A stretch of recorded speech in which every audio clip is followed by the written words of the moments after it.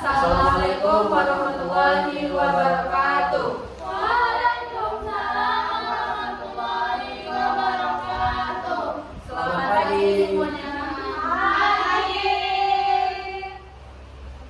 Oke, baik. Alhamdulillah rabbil alamin.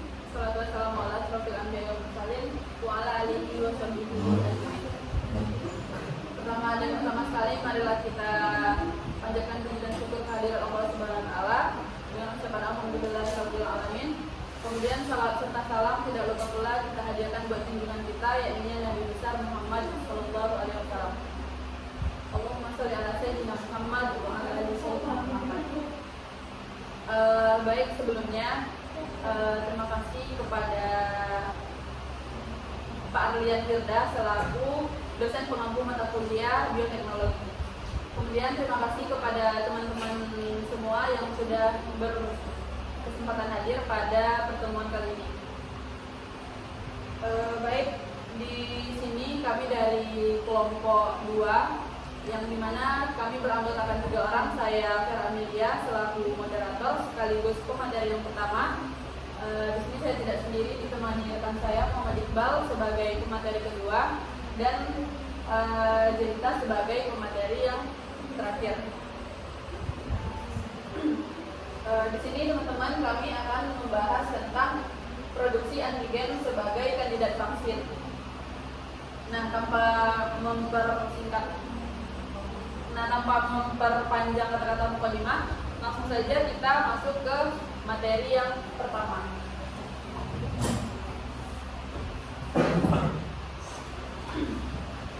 Nah, yang pertama kita lihat sedikit tentang protein manusia, yang dimana protein ini adalah molekul biologis penting yang menjalankan berbagai fungsi dalam tubuh manusia seperti enzim, hormon, antibodi, dan juga komponen struktural. Nah, protein manusia ini dihasilkan dari gen yang dikode oleh DNA, teman-teman, melalui proses transkripsi dari DNA ke RNA dan kemudian proses translasi dari RNA ke protein.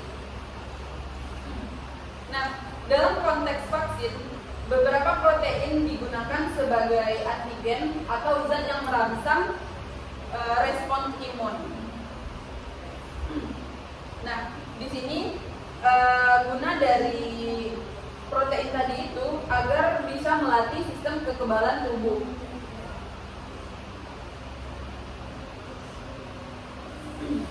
Kemudian kita masuk ke tujuan produksi antigen untuk vaksin. Nah, teman-teman bisa lihat di depan, ini ada beberapa tujuan dari produksi antigen untuk vaksin. Yang pertama itu untuk menginduksi respon imun positif, protektif, tanpa menyebabkan infeksi. Jadi teman-teman, tujuan dari produksi antigen ini supaya nantinya ketika kita divaksin gitu, jadi tubuh kita nggak infeksi gitu. Itulah gunanya produksi antigen ini untuk vaksin tadi. Kemudian untuk tujuan yang kedua itu menyediakan latihan bagi sistem imun untuk melawan patogen asli di masa depan nanti. Jadi maksudnya di sini ketika di masa yang akan datang, jadi kita kan kalau vaksin itu kan sebelum penyakit itu menyerang atau virus masuk ke dalam tubuh gitu kan.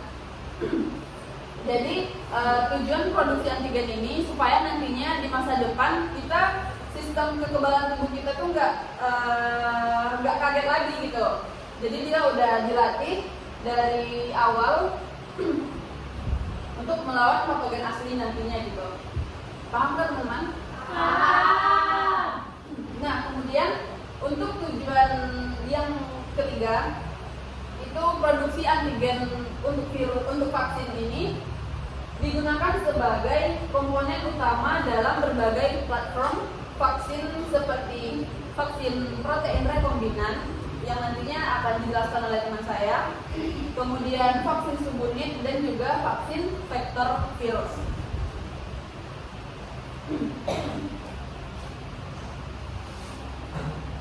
kemudian kita masuk ke rekayasa genetika. Nah, sebelumnya teman-teman melihat atau mendengar rekayasa genetika, itu yang pertama kali terpikirkan atau tergambar di pikiran teman-teman itu apa? Iya, apa rekayasa gen menurut teman-teman gitu? Yang pertama kali muncul di kepala teman-teman tentang rekayasa genetika gitu. Proses manipulasi. Oke, kita lihat contoh. Nanti dulu kan pas di semester bawah kita ada belajar tentang berbagai rekayasa genetika gitu kan. Kayak contohnya program bayi tabung. Itu kan rekayasa genetika gitu kan, dimana di sini teknologi bekerja untuk membantu manusia menciptakan sesuatu yang lain gitu. Oke? Jadi di sini bisa diartikan kalau rekayasa genetika itu adalah teknologi yang memungkinkan perubahan materi genetik suatu organisme untuk menghasilkan sifat atau produk yang diinginkan. Seperti yang sudah saya jelaskan tadi, ada beberapa contoh, misalnya program bayi tabung tadi kalau dicontohkan dalam lain. Kemudian dalam produksi vaksin ini, teknik ini digunakan untuk menyisipkan gen dari patogen.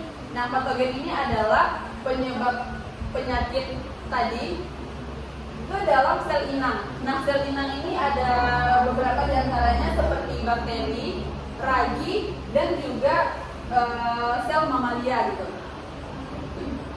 Nah, untuk apa? Agar sel inang dapat memproduksi protein antigen tertentu secara efisien dan juga aman gitu ya teman-teman. Jadi alasan dilakukannya disisipkannya gen dari patogen tadi atau penyebab penyakit tadi ke dalam sel inang itu agar sel inang dapat memproduksi protein antigen tertentu secara efisien dan juga aman.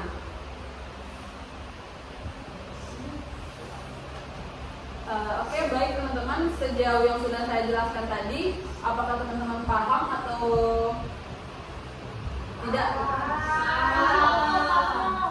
Oke, baik, untuk materi selanjutnya akan disampaikan oleh rekan saya Iqbal. Kepada Iqbal, silakan.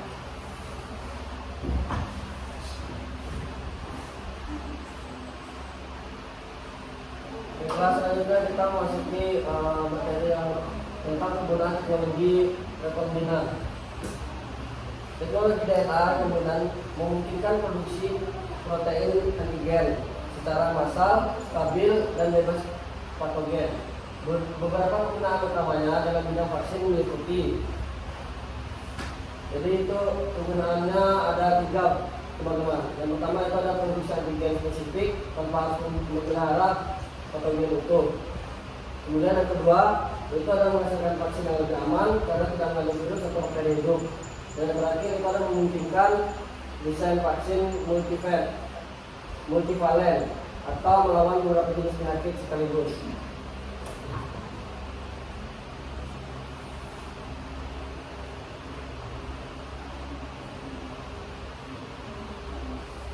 Baiklah, lanjut ke pengertian vaksin.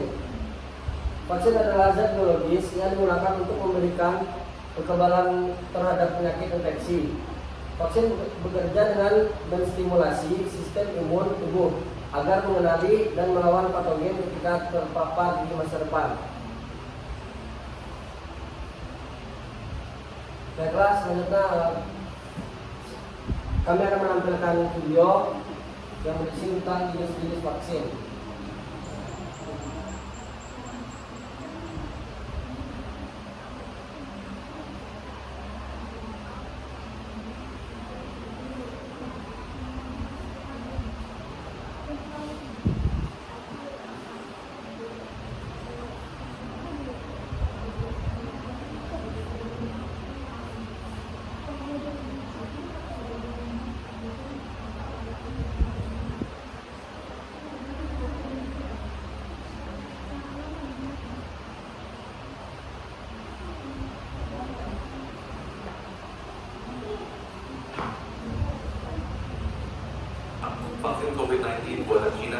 menggunakan metode inactivated virus atau virus yang dinonaktifkan.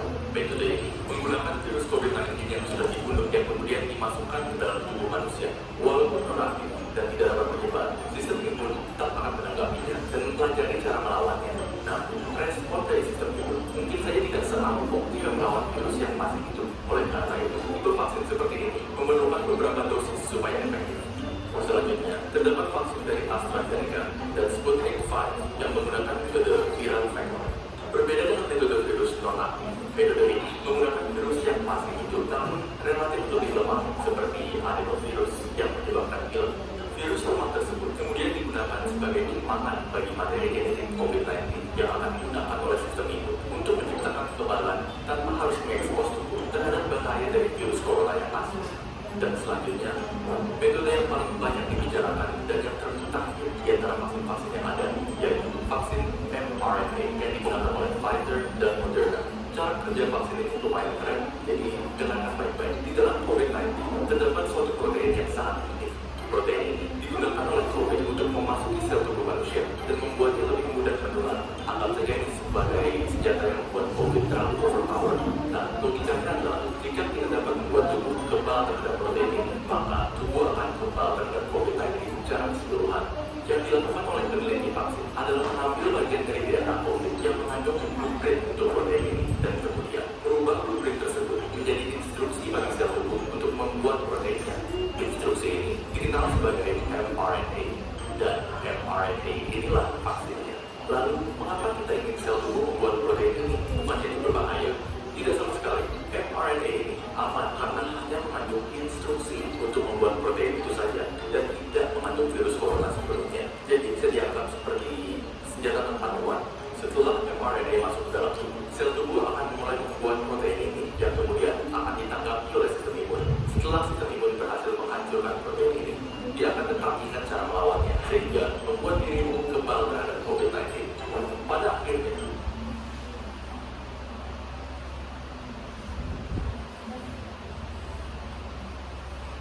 vaksin COVID-19 Sinovac, vaksin COVID-19 buatan China yang menggunakan metode inactivated virus atau virus yang dinonaktifkan. Metode ini menggunakan Sinovac, vaksin COVID-19 buatan China yang menggunakan metode inactivated virus atau virus yang dinonaktifkan. Metode ini menggunakan virus COVID-19 yang sudah dibunuh yaitu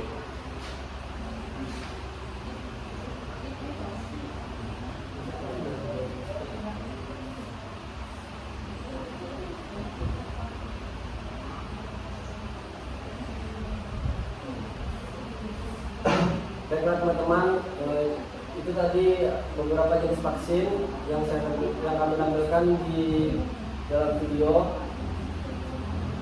Selanjutnya ada vaksin rekombinan untuk beberapa penyakit. Yang pertama itu ada salah satunya ada hepatitis B.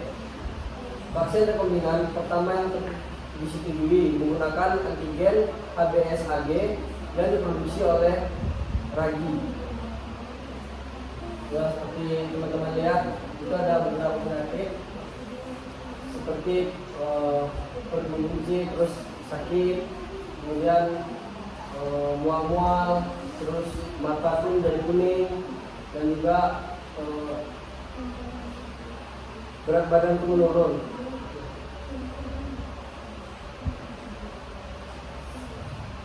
Kemudian ada HPV atau Human Papillomavirus. Vaksin seperti Gardasil dan Cervarix melindungi terhadap kanker serviks. Seperti yang teman-teman lihat, ini ada beberapa contoh penyakitnya. Pertama itu ada kulit menjadi datar, kemudian tumbuh kutil itu ada banyak jenis kawan. Yang pertama ada kutil biasa, terus ada kutil kelamin dan kutil plantar.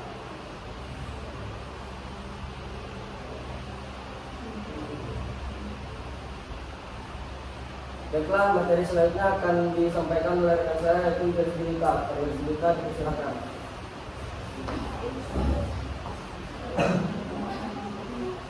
Selanjutnya itu ada beberapa vaksin COVID-19. Nah, teman-teman tahu kan dulu 2021 itu kan ada COVID-19 kan. Nah, teman-teman pernah kan disuruh pemerintah buat suntik vaksin gitu. Ya. Jadi suntik vaksin itu ada 3 jenis teman-teman. Yang pertama vaksin Sinovac. Vaksin Sinovac ini digunakan vaksin Sinovac ini diproduksi di Cina dan telah digunakan di berbagai negara termasuk di Indonesia juga. Yang kedua itu vaksin AstraZeneca. Vaksin AstraZeneca ini diproduksi oleh perusahaan Inggris dan digunakan secara luas di berbagai negara. Yang ketiga itu vaksin Pfizer. Vaksin Pfizer ini merupakan salah satu vaksin COVID-19 yang pertama yang disetujui oleh banyak negara.